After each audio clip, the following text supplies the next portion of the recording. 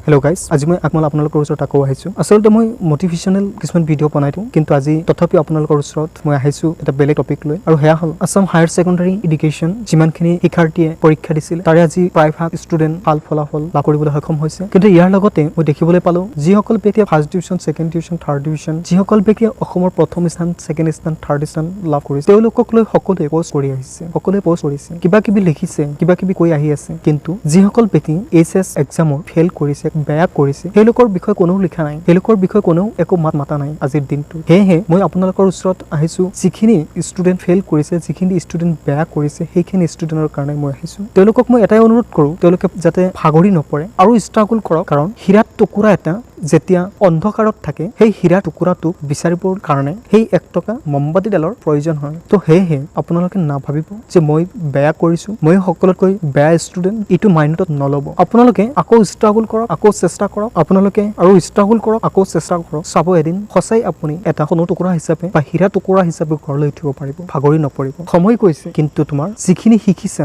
আৰু শিকিবলৈ চেষ্টা কৰা চাবা যিখিনি আজি ভাল ফলাফল লাভ কৰিছে তেওঁলোকতকৈ আৰু বেছি লাভ কৰিব পাৰিবা আপোনালোকৰ কাৰণে আগতে এটা ভিডিও অলৰেডি বনোৱা আছে মোৰ এই ভিডিওৰ ডেসক্ৰিপচনত মই সেই ভিডিওৰ লিংকটো দি দিম আপোনালোকে সেই ভিডিওটো চাব তাৰ পৰা কিছুমান কথা জানিব পাৰিব যে এবাৰ ঘূৰি চোৱা